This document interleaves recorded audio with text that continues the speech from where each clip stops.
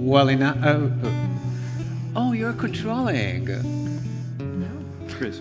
Oh, hi, Chris. Thank you.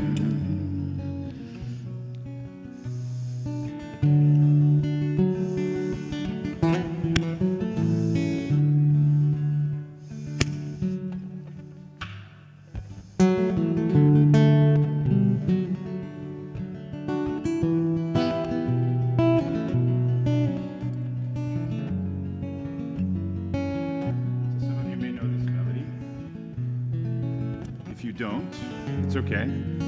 We're going to try and learn it. It has 3 parts. It goes like this.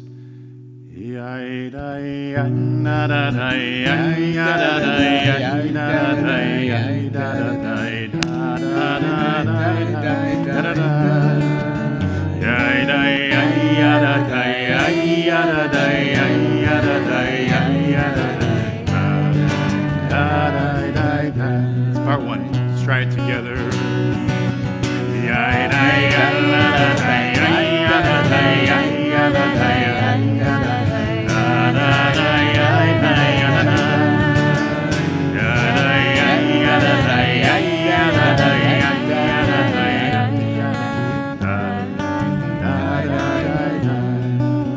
Second part.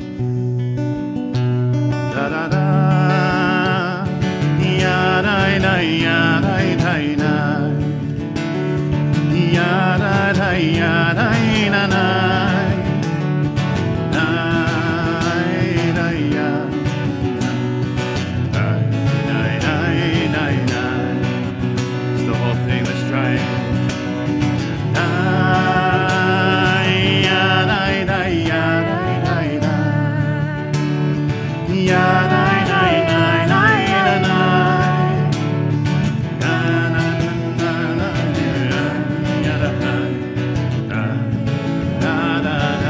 Let's go from the beginning.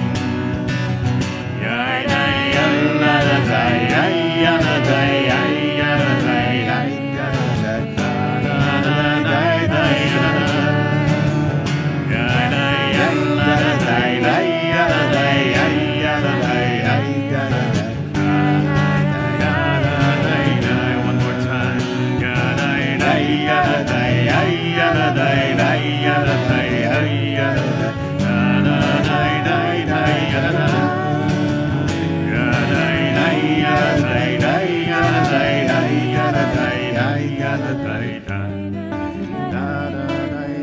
How old is this nigun? Maybe 300 years, 300 years. give or take. Still beautiful. It's hard to sing it without the words. It works for Lecha Dodi, yes.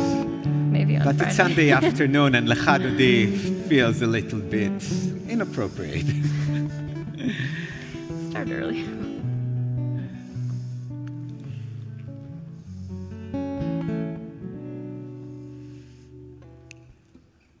So Shavuot is known as the festival in which we receive the Torah. In a short time, I will tell you that it's only somewhat accurate, but that's the way we perceive it most of the time. And we continue with sweet and honey because the Torah is compared to sweet and honey, and sometimes that will lead us to a different thing, sweet and honey and milk.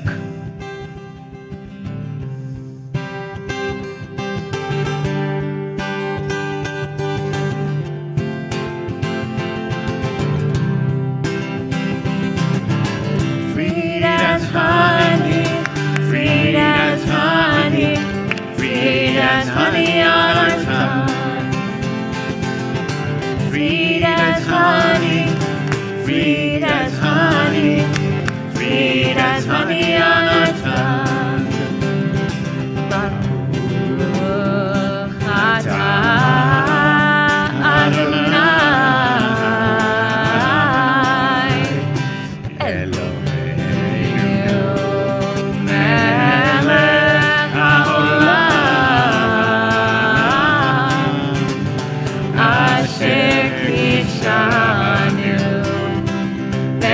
במצוותיו וציוונו לעסוק בדברי תורה, לעסוק בדברי תורה. Feed us honey, feed us honey, feed us honey on our tongue. Feed us honey, feed us honey, feed us honey on our tongue.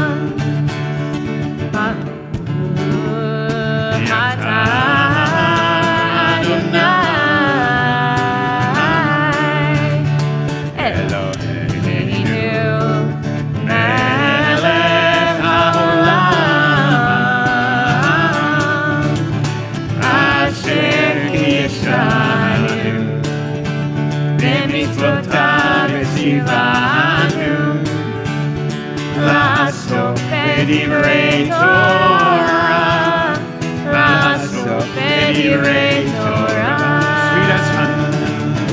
Sweet as honey, sweet as honey, sweet as honey on our tongue. Sweet as honey, sweet as honey, sweet as honey on our tongue.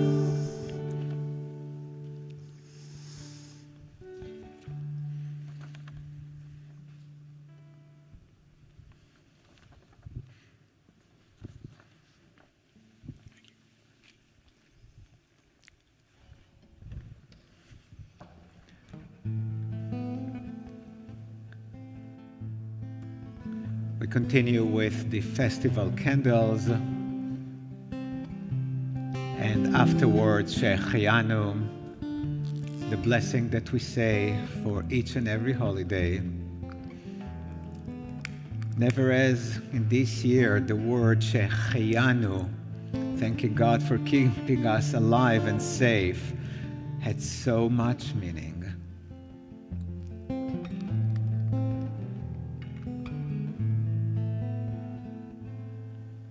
Baruch atah Adonai Eloheinu melech haolam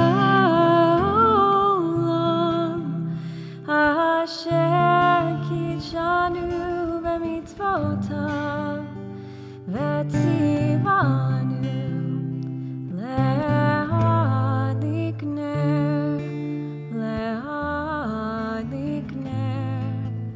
shel Yom Tov.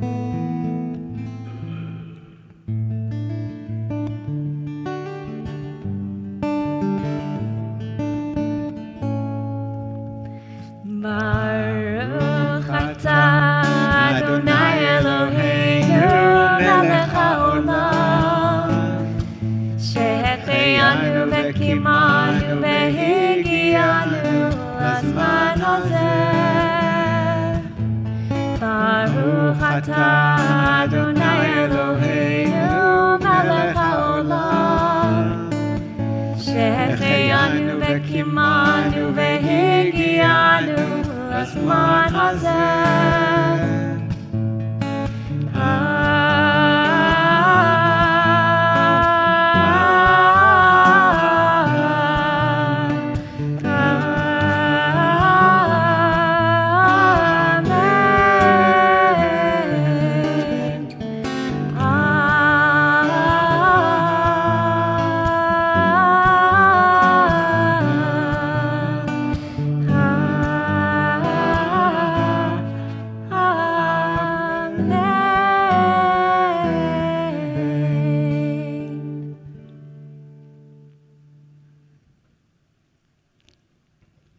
This is my all-time favorite song for Shavuot.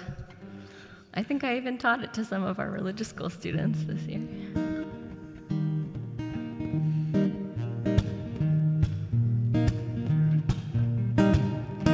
Well, there were 613 commandments that Moses handed to us. As we stood at the foot of the mountain Sinai, our dear Moses started to fuss. He threw 2 tablets onto the ground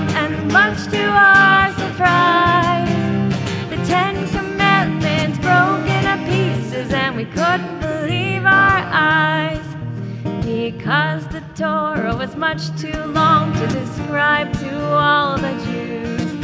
Our God decided to write 10 commandments that said the don'ts and do's. Every commandment talked about the way we have to live. When we work or play, cook or clean, borrow, take or give. 'Cause there were 613 commandments that Moses handed to us. As we stood at the foot of the mountain of Sinai, our dear Moses started to fuss. He threw 2 tablets onto the ground, and much to our surprise, the 10 commandments broken in pieces, and we couldn't believe our eyes. Stood at the bottom of the mountain and waited for Moshe. He asked how many wanted the Torah, and a bunch of us said, Yeah. We thought about the way life was and the way life ought to be. Without the Torah, we would have been lost and stuck with idolatry. 'Cause there were 613 commandments that Moses handed to us. As we stood at the foot of the mountain of Sinai, our dear Moses started to fuss. He threw 2 tablets onto the ground, and much to our surprise, the 10 commandments broken in pieces, and we couldn't believe our eyes.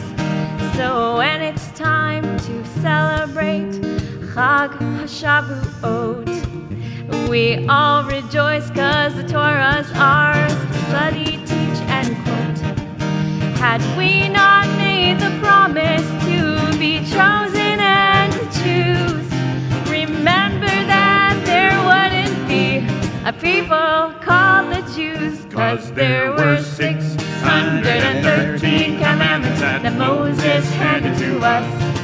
As we stood at the foot of the mountain of Sinai, our dear Moses started a fuss. He threw 2 tablets onto the ground, and much to our surprise, the 10 commandments broken in pieces, and we couldn't believe our eyes. And we couldn't believe our eyes. And we couldn't believe our eyes. Da, da, da, da, da. It is fun. It is. So Shavuos, as some people used to call it, or Shavuot in the more modern Israeli pronunciation. So Gali and I talked about it the other day, and you lived in Israel for a while, and maybe somebody else here. As children, for Shavuot, we had to dress like Marcy, white, at least the shirt, because we wear white. And we had to carry a basket full of fruit. And there is even a song, not as beautiful as this one, our basket on our shoulders. And we carried the first fruit of the season, because that's the way they teach you, still to this day, that the festival of Shavuot was the festival in which the Israelite farmers would take the first fruit that they had and schlep them all the way to the Holy Temple in Jerusalem, and then they gave it to the temple. Only that it's not true. It's not true. Or at least it's not accurate, for 2 reasons. First of all, the Torah, when describes the holiday of Shavuot, never talk about fruit.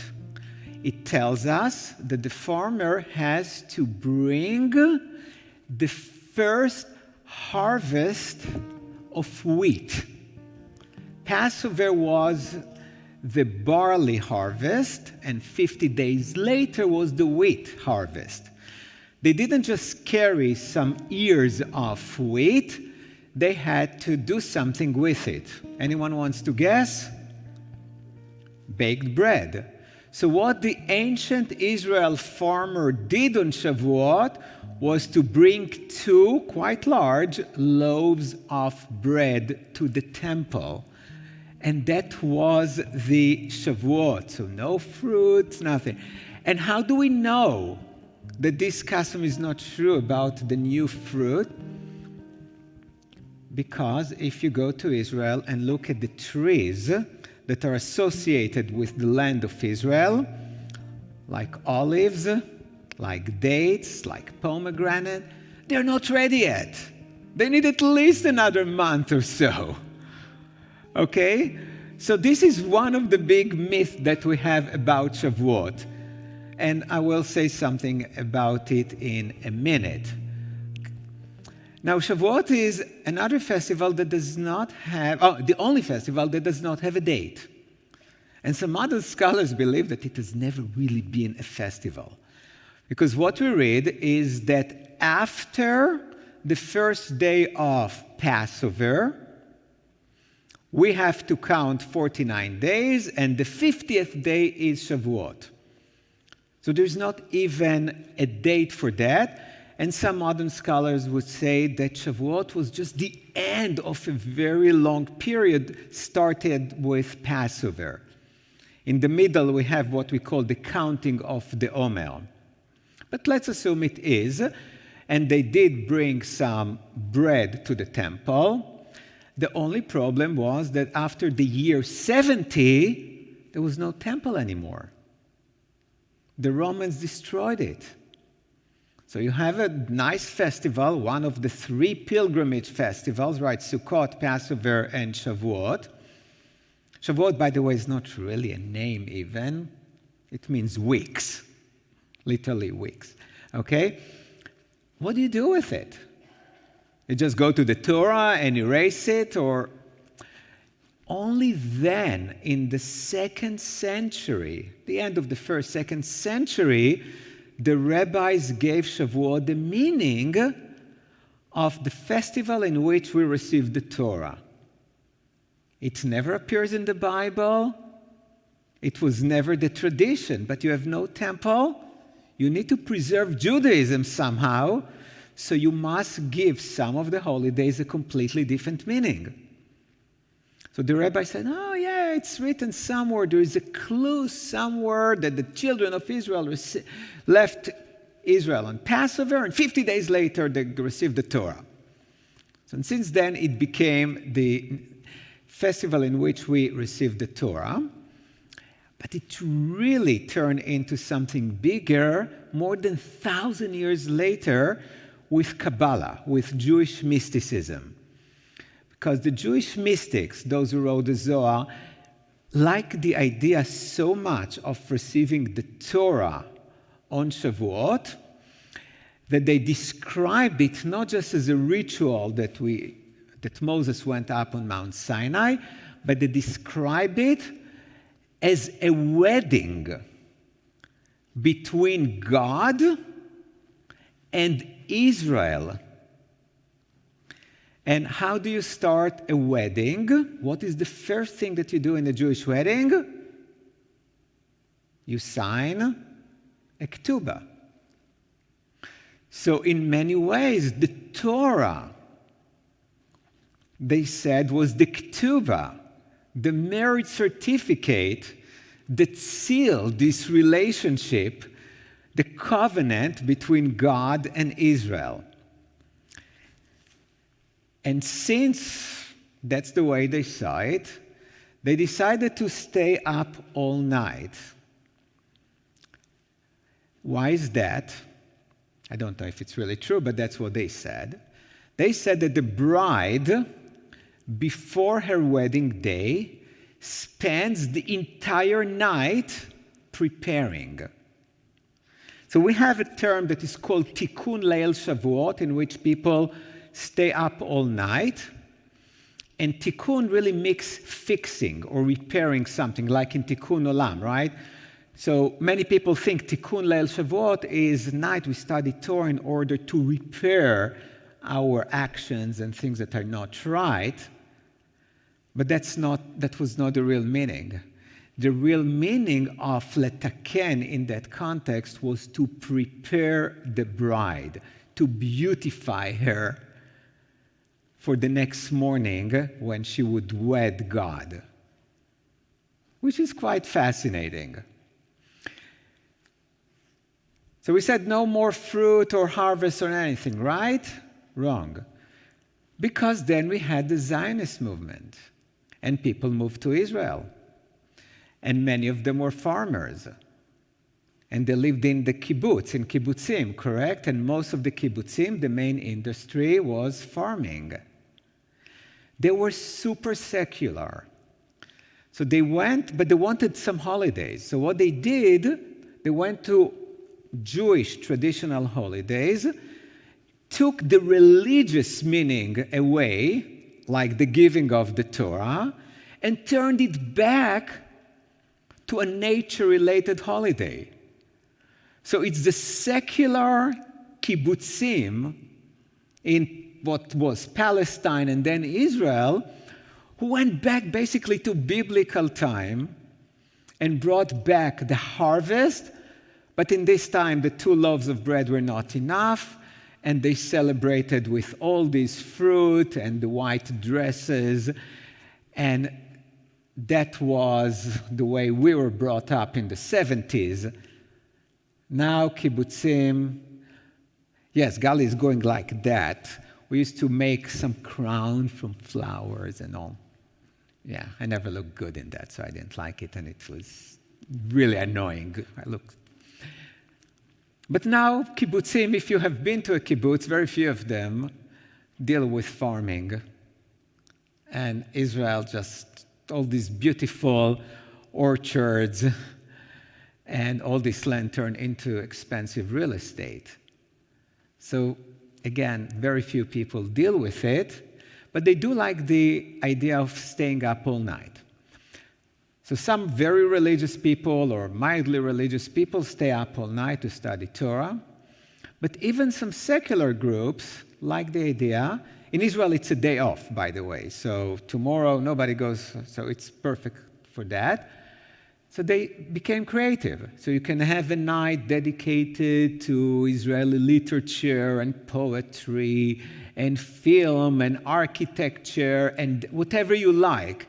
So it can be very traditional or it can be very cultural and secular.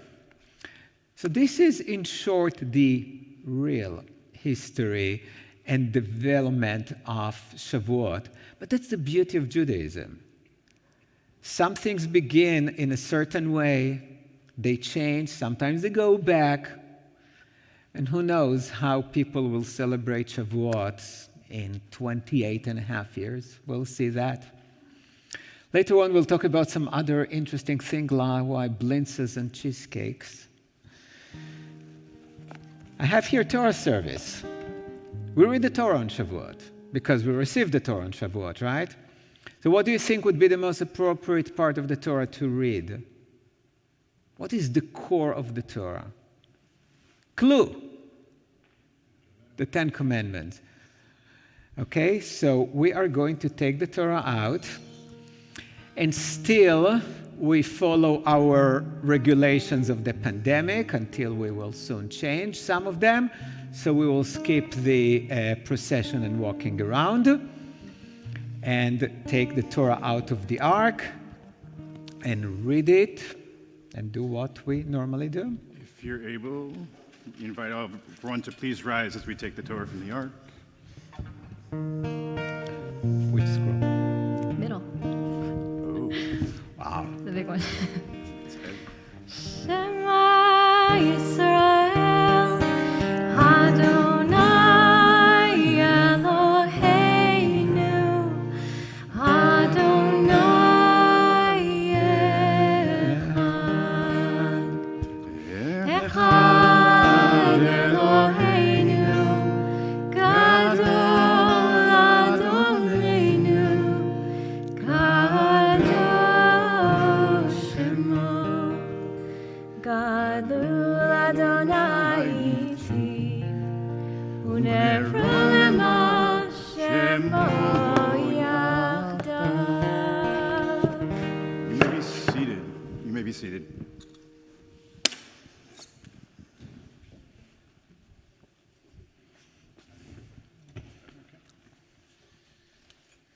Just do it.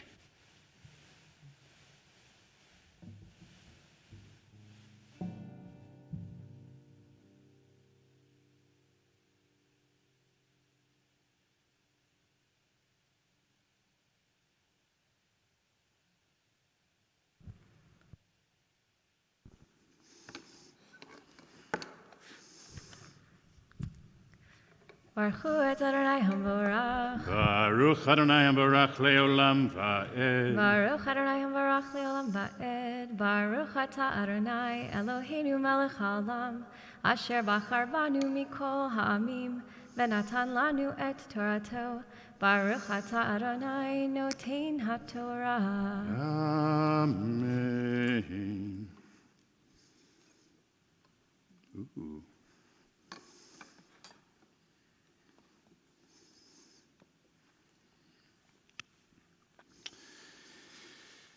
Speed reading. Amen. וידבר אלוהים את כל הדברים האלה לאמור. אנוכי אדוני אלוהיך, אשר הוצאתיך בארץ מצרים, מבית עבדים. לא יחיה לך אלוהים אחרים על פניי, לא תעשה לך פסל וכל תמונה אשר בשמיים ממעל ואשר בארץ מתחת ואשר במים מתחת לארץ. לא תשתחווה לכם ולא תעבדם, כי אנוכי אדוני אלוהיך אלקנה. בוקר לבון אבות על בנים על בנים, על שלישים ועריביים לשונאי, ויעשה חסד לאלפים, לא הווי ולשומרי מצוותיי. לא תישא את שם אדוני אלוהיך לשווא, כי לא ינקה אדוני את אשר יישא את שמו לשווא. זכור את יום השבת לקודשו, 6 ימים תעבוד ועשית כל מלאכתך, ויום השביעי שבת לאדוני אלוהיך. לא תעשה כל מלאכה אתה ובנך ובתך, בעבדך ואמתך ובהמתך וגרך אשר בשעריך, כי 6 ימים עשה אדוני את השמיים ואת הארץ, את הים ואת כל אשר בם, וינח ביום השביעי. על כן בירך אדוני את יום השבת ויקדשהו. כבד את אביך ואת אמך, למען יאריכון ימיך על האדמה, אשר אדוני אלוהיך נותן לך.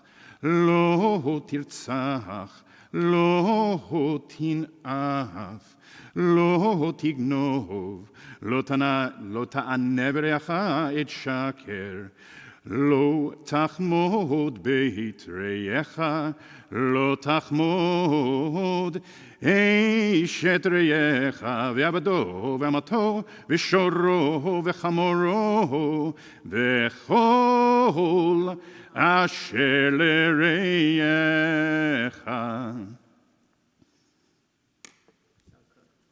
ברוך תהי. Baruch ata Adonai Eloheinu melech haolam, asher natan lanu Torat emet, v'chayei olam nata b'tochenu. Baruch ata Adonai noten haTorah. Amen.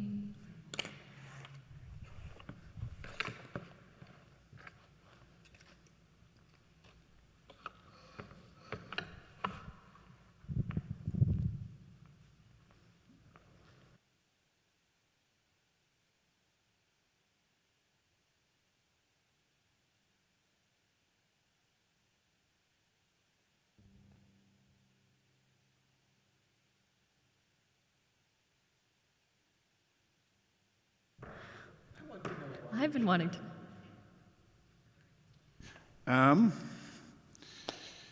So what do we eat on Shavuot? dairy. Most people will probably have cheesecake tonight.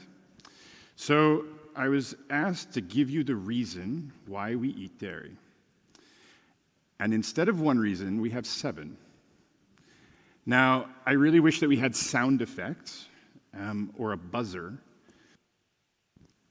that you could let us know how many of these reasons you think are the real reason. So we're going to see. So just like Shavuot's name is not really a name, right? Shavuot is named weeks. And just like we don't have a date for Shavuot, we don't really have a reason as to why. But the rabbis gave us 7, just in case. We wanted to be sure. So reason number 1, we're going to see if I remember them all. Reason number 1 is that when the Torah was given, immediately afterwards, we had the laws of kashrut. So all the pots and pans were no longer kosher.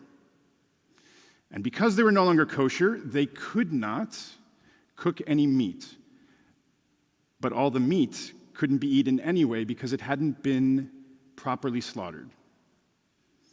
So, because they couldn't cook any meat, the obvious choice was dairy. What do we think?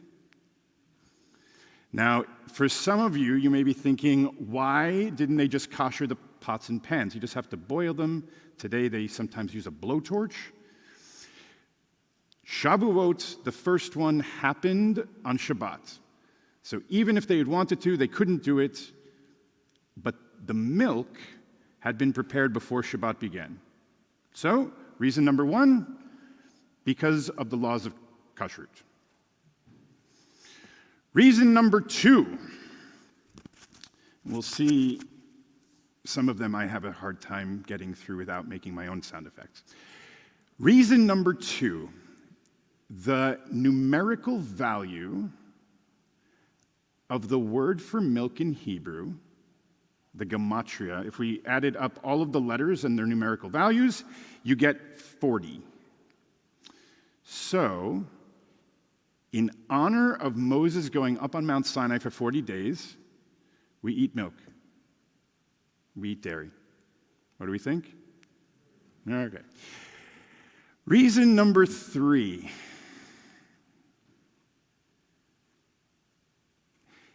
In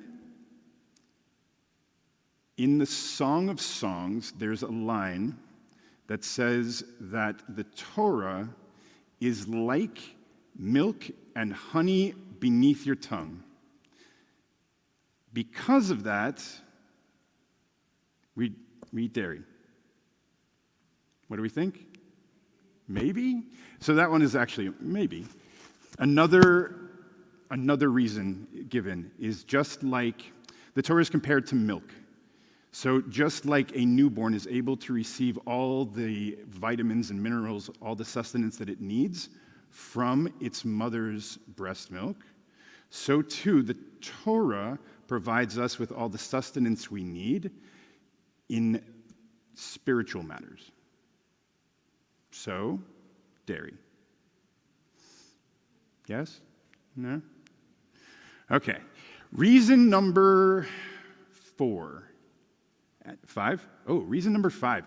In the Zohar, it describes the fact that every day of the year corresponds to one of the negative commandments in the Torah.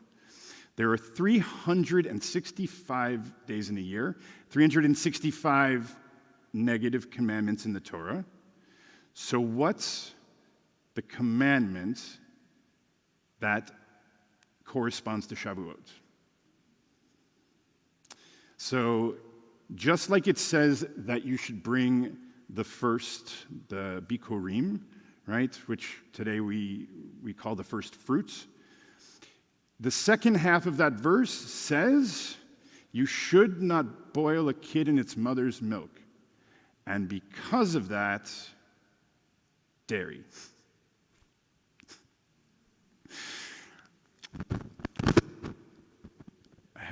I'm counting. No, I know 6. I have to remember what the last 2 are. There, when Moses was a baby, Moses was born, and after being born, they kept him at home for 3 months. And during that time, he drank his mother's milk. Then, when Moses was strong enough, they put Moses in the basket and in the Nile, right? Little baby Moses on the Nile was saved by the princess, right? And when they pulled the baby from the river, they asked, "What should we feed this child?" And they decided, milk. Now, don't laugh. Because the Pharaoh's daughter had not yet had a baby, they needed to find wet nurses. But, so the story goes, Moses refused to drink the milk from any of the wet nurses. And it wasn't until Yocheved, who was in fact Moses' mother, he would not drink. And so, in honor of this story, which definitely is not in the Torah, dairy. There's one more.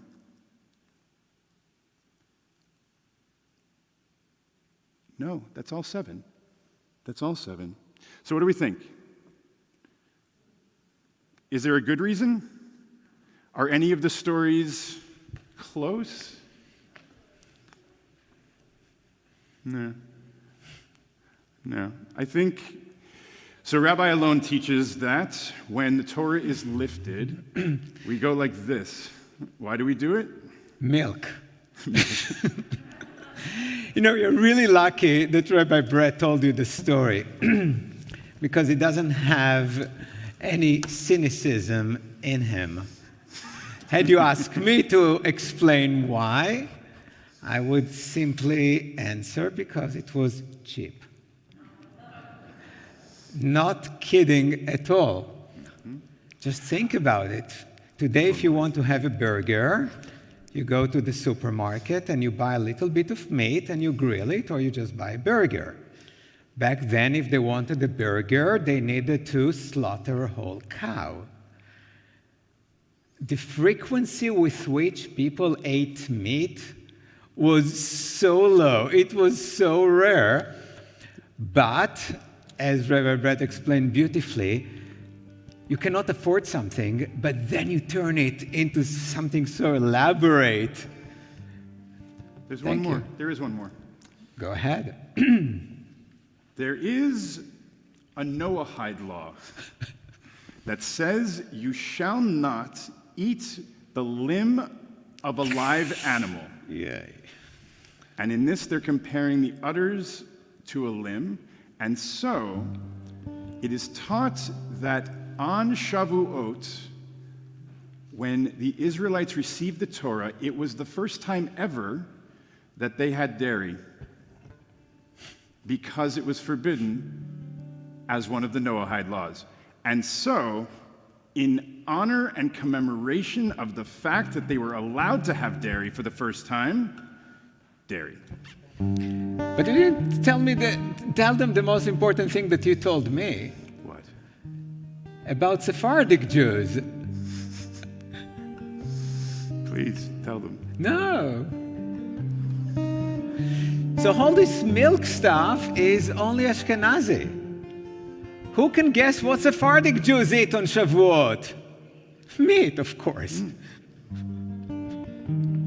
Would you please rise as we return the Torah to the Ark?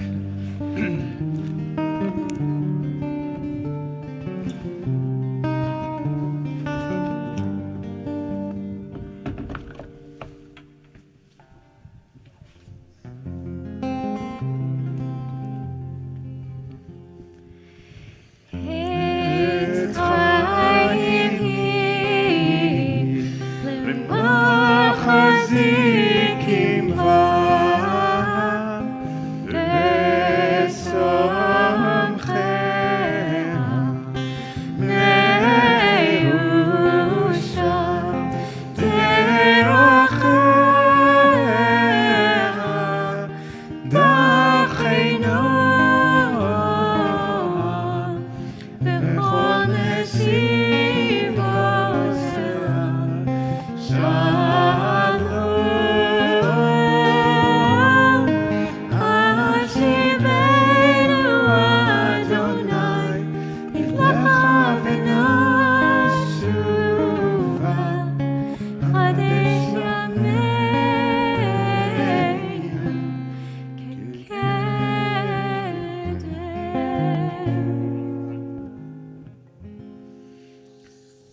Please be seated as we continue with Yizkor.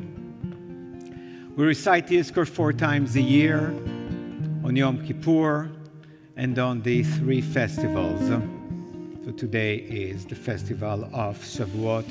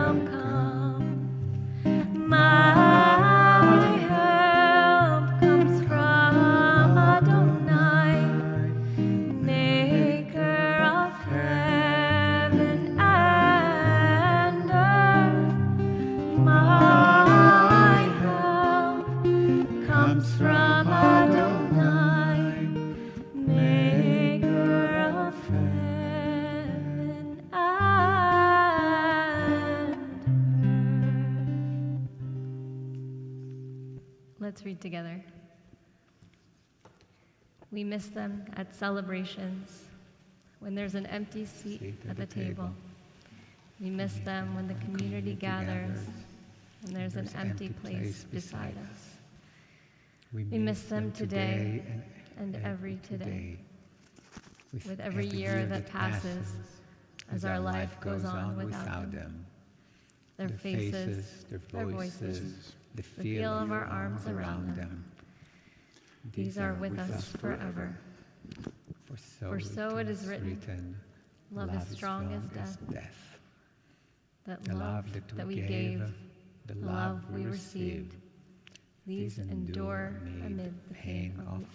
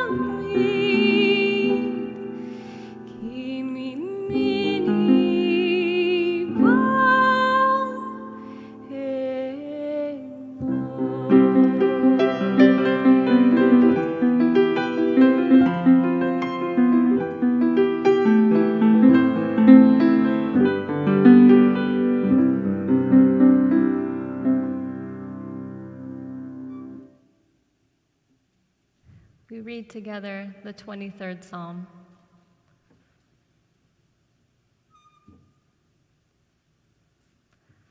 The Lord is my shepherd, I shall not want. He maketh me to lie down in green pastures. He leadeth me beside the still waters. He restoreth my soul. He guideth me in straight paths for his name's sake. Yea, though I walk through the valley of the shadow of death, I will fear no evil, for thou art with me.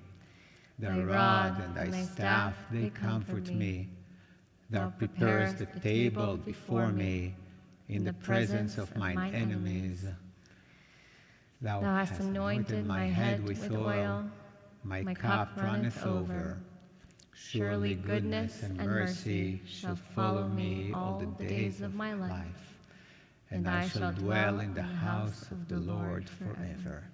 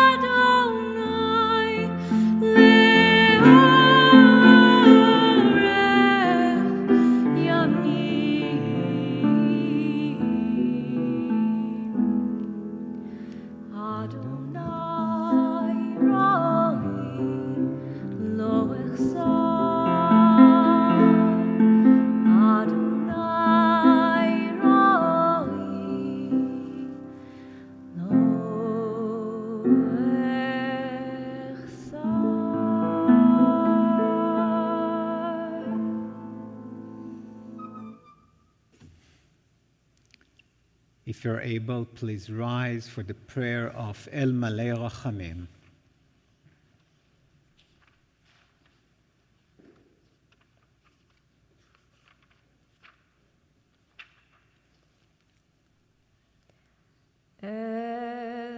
מלא רחמים, שוכן במרומים, עמסי מנוחה נכונה, תחת כנפי השכינה, עם קדושים וטהורים, כזוהר הרקיע מזהירים, לנשמת יקירינו שלחו לעולמם, בעל הרחמים יסתירם, בסתר כנפיו לעולמים, ויצרור בצרור חיים את נשמתם,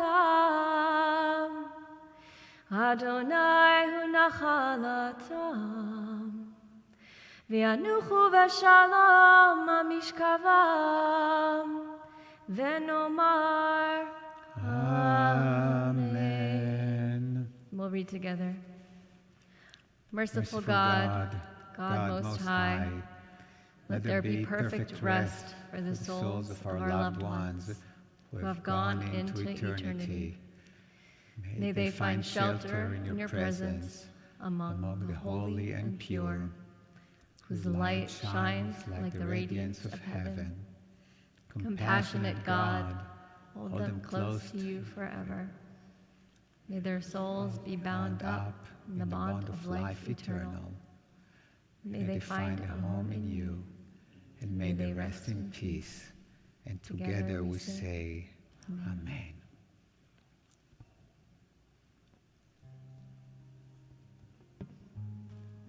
We'll continue on the screens. In the rising of the sun and in its going down, we remember them. at the At the blowing of the wind and in the chill of winter, we remember them. at the At the opening of the buds and and the the rebirth birth of of spring, we remember them. At the blueness of the skies and in the warmth of summer, we remember them. At the rustling of the leaves and in the beauty of the autumn, we remember them.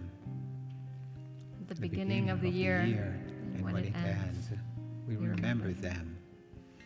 When we are weary and in need of strength, we remember them. When we are lost and sick at heart, we remember them. When we have decisions that are difficult to make, we remember them. When we have joy we crave to share, we remember them. For as long as we live, they too shall live. For they are now a part of us as we remember them. And we continue with the Kaddish. יתגדל ויתקדש שמי רבה, בעלמא דברה חירותי והמליך מלכותי, בחייכון וביומכון ובחיי דכל בית ישראל, בעגלה ובזמן קריב ואמרו אמן. יהי שמי רבה מבורך לעולם ולעולמי עולמיה. יתברך וישתבח ויתפאר ויתרומם ויתנשא, ויתהדר ויתעלה ויתהלל, שמי דקודשה בריחו. לעילה מכל ברכתה ושירתה, תושבחתה ונחמתה, ואמירן בעלמא ואמרו אמן. יהי שלמה רבה מן שמיא, וחיים עלינו ועל כל ישראל ואמרו אמן. עושה שלום במרומיו, הוא יעשה שלום עלינו ועל כל ישראל ואמרו אמן.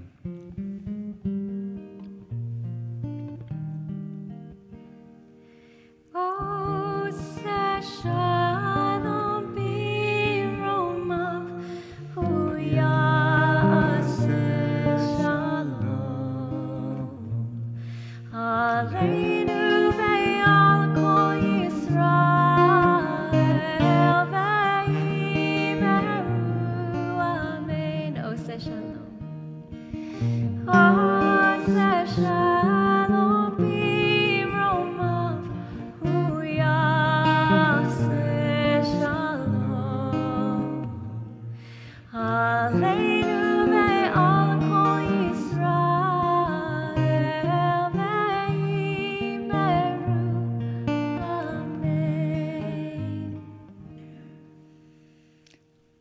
Since we learned 7 reasons to eat dairy today, we have to perform the mitzvah.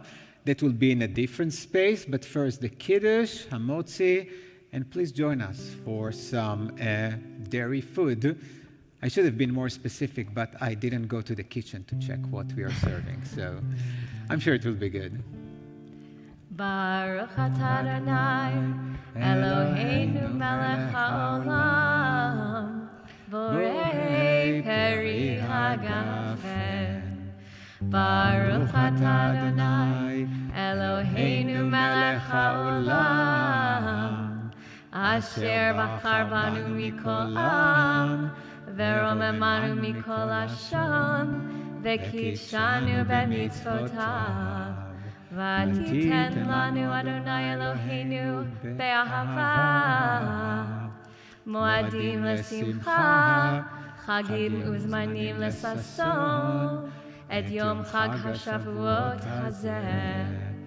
זמן חירותנו, זמן מתן תורתנו, זכר ליציאת מצרים, כי בנו בחרת, ואותנו קידשת מכל העמים, ומועדי קודשך בשמחה ובששון הנחלתנו. ברוך אתה אדוני, מקדש ישראל והזמנים. לחיים.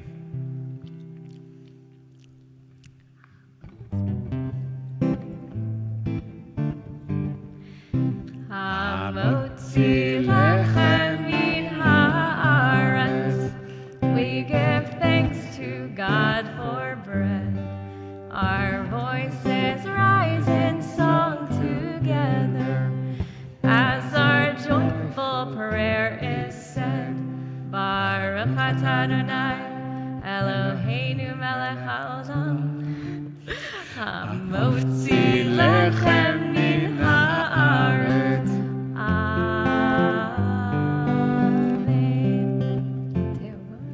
Betavon, good Yom Tov. Please join us. Let's eat something good, dairy and sweet, I believe.